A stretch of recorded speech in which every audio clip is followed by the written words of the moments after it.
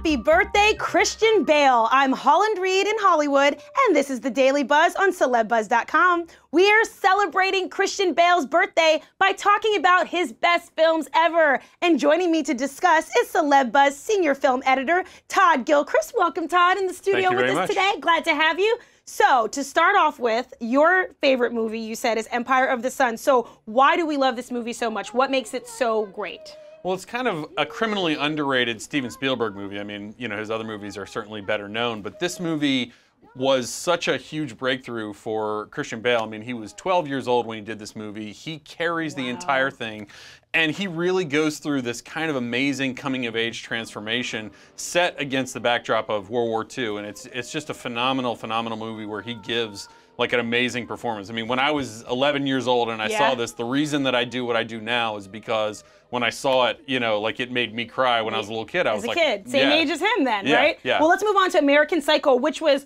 extremely controversial when it came out in 2000, but one of my favorite films. So what made that so amazing and one of his best bodies of work ever? Well, it's interesting because apparently he channeled Tom Cruise to play that role. What? Yeah, apparently that was sort of his inspiration for Patrick Bateman. But you know, he at that point was really coming of age, like himself as an actor. I mean, he'd played a lot of adolescent roles and things like Newsies and stuff like that. And this was sort of a real big growing up kind of role for him. More of a meaty him. role for him. And he did kind of amazing job of actually finding a lot of substance in a character who was really supposed to be very superficial and very surface level. And I think it was a testament to how talented as an actor he was that he could, you know, do both of those things. And then, well, that's, I mean, I agree with you 1,000% and some on that one. So let's move on to Batman, of course. I mean, we know why Batman is so successful, but what made these installments of Batman with him as Batman like so great for his career and just also a classic films that we cherish to this day?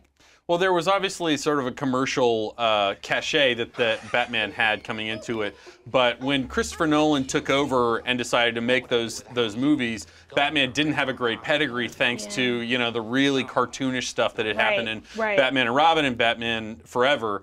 And what he gave it was a real gravitas, a real dramatic intensity, and an ability for audiences to take Bruce Wayne and Batman seriously, I think for the first time really ever in a movie. Wow, okay. Now, is there anything else that you can throw in the pot as far as Christian Bale, best movies ever that we need to discuss right now for his birthday? Any other movies you can throw in there? Well, two transformational roles for him were The Fighter and The Machinist, both of which he lost a lot of weight for. The Machinist that he acting at best. Yeah, it was fantastic. And he had lost all this weight for those. Two other films of his that I want to recommend are Velvet Goldmine and Equilibrium, both lesser seen. Velvet Goldmine is about sort of a glam rock parable, and Equilibrium is a movie that came out right after The Matrix, kind of got forgotten, but it has a Matrix-like quality to it. Same kind of genre? Yeah, it's like a sci-fi movie, and they're really good. Not everybody's seen those, but I really recommend they check them out. Well, fantastic. Well, thank you for joining us today in studio. And for more on Christian Bale and the biggest stories breaking right now, stay clicked on Celebuzz.com.